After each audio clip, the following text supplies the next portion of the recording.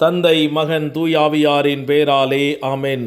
ஆன்ம வழிகாட்டி ஏப்ரல் மாதம் 23ஆம் தேதி வியாழக்கிழமை. அற்புத குழந்தை இயேசுவை நோக்கிய நமது இறைவேண்டல். இனிய குழந்தை இயேசுவே, உமது குழந்தை பருவத்தின் பேருண்மைகளை வியந்து உம்மை ஆராதிக்கிறேன், உம்மை அன்பு செய்கிறேன், உம்மை மகிமைப்படுத்துகிறேன். என் மீது கொண்ட அன்பால் எனக்காக நீர் ஒரு சிறு குழந்தையாக பிறந்தீர். எனவே உமக்கு நன்றி கூறுகிறேன். அந்த அன்புக்கு பதிலாக என்னை முழுவதும் உமக்கு கையளித்து காணிக்கையாக்குகிறேன். இப்பொழுதும் என் வாழ்நாள் முழுவதும் திருக்குழந்தை பருவத்தின் புண்ணியங்களை எனக்கு அளிக்குமாறு உம்மை இறைஞ்சி கேட்கிறேன். அன்புள்ள இயேசுவே, உமது தாழ்ச்சியையும் பிறப்பையும் கீழ்ப்பிடிதலையும் எளிமையும் எனக்கு தந்தருளும். உம்மை அன்பு செய்யவும் உம்மை பின்பற்றி நடக்கவும் வானகத்தில் உமது தெய்வீகத்தை கண்டுகளிக்கவும் உமது அருள் எனக்கு துணை நிற்பதாக. ஆமேன். யோவான் நற்செய்தி 6ஆம் அதிகாரம் 44 முதல் 45 முடிய உள்ள இறை வார்த்தைகள். என்னை அனுப்பிய தந்தை ஈர்த்தால் ஒழிய எவரும் என்னிடம் வர இயலாது. என்னிடம் வருபவரை நானும் இறுதி நாளில் உயிர்த்தெழச் செய்வேன். கடவுள்தாமே அனைவருக்கும் கற்றுத்தருவார் என இறைவாக்கு நூல்களில் எழுதியுள்ளது. தந்தைக்கு செவிசாய்த்து அவரிடமிருந்து கற்றுக்கொண்ட அனைவரும் என்னிடம் வருவர். இது கிறிஸ்து வழங்கும் வாழ்வு தரும் நற்செய்தி. கிறிஸ்துவே உமக்கு புகழ். சிந்தனை. விசுவாசம் என்பது தந்தையின் அழைப்பிற்கு அளிக்கும் ஒரு பிரதிபலிப்பை தவிர நாமாகவே தொடங்கும் ஒன்றல்ல. இந்த கொள்கை மிகவும் முக்கியமானது. ஏனெனில் விசுவாசம் என்பது முதன்மையாக கடவுளை நெருங்குவதற்காக நாம் எடுக்கும் ஒரு தீர்மானம் அல்ல. மாறாக அது விண்ணகத்தில் உள்ள தந்தையிடமிருந்து வரும் ஒரு தீர்மானமாகவே தொடங்குகிறது. அவர் குறிப்பாக நற்கருணையில் தம்முடைய மகனாகிய இயேசுவிடம் நம்மை ஈர்ப்பதன் மூலம் தம்மிடமும் நம்மை ஈர்க்கிறார். நடைமுறையில் சொல்வதானால் இந்த கொள்கைதான் நமது ஜெப வாழ்விற்கு வழிகாட்ட வேண்டும். ஒவ்வொரு நாளும் ஜெபிப்பதற்கும் திருமறையை தியானிப்பதற்கும் பக்தி ஜெபங்களை சொல்வதற்கும் முடிந்தவரை அடிக்கடி திருப்பலியில் கலந்து கொள்வதற்கும் நாம் மனப்பூர்வமாக முயற்சி செய்வது நல்லதே என்றாலும் அந்த முயற்சிகளை நமது சொந்த நல்ல யோசனையாக கருதாமல் கடவுளின் அழைப்பிற்கு செய்யும் பதிலாகவே நாம் எப்போதும் பார்க்க வேண்டும். இது நுட்பமான ஆனாலும் முக்கியமான ஒரு வேறுபாடு. இதனை லூக்கா நற்செய்தி 18ஆம் அதிகாரம் 9 முதல் 14 உள்ள நிகழ்வுகளோடு தியானித்து பார்ப்போம்.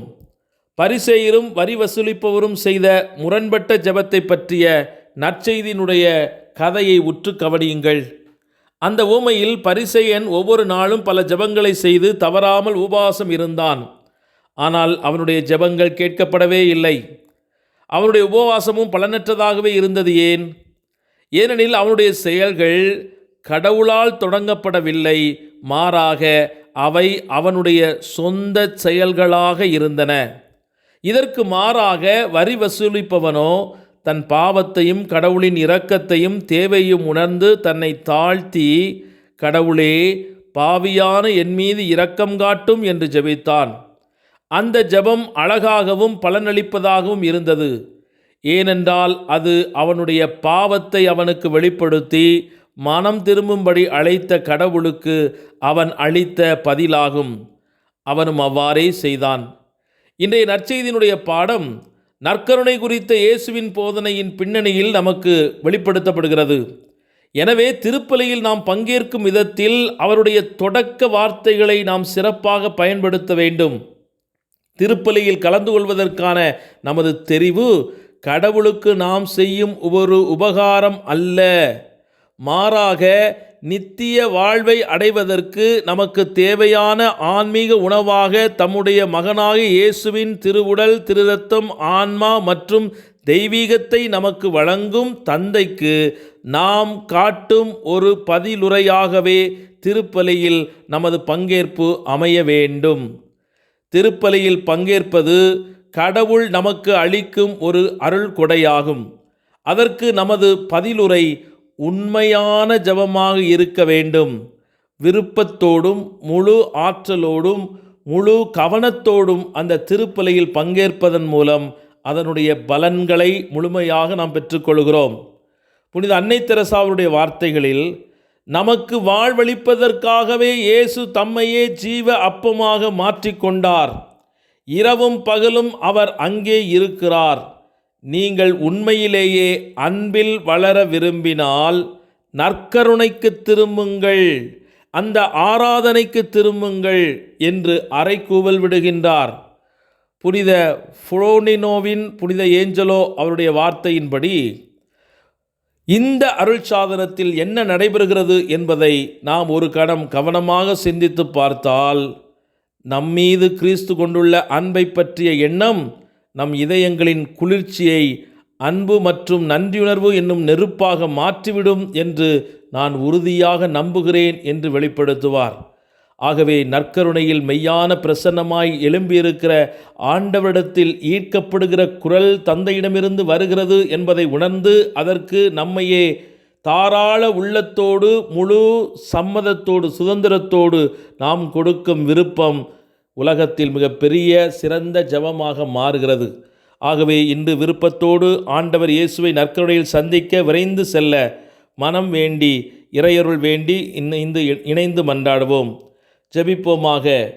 மாட்சிக்கும் மகத்துவத்திற்கும் உரிய எங்கள் அன்பான இறைவா, உம்மை நன்றியோடு ஆராதிக்கிறோம், துதிக்கிறோம்.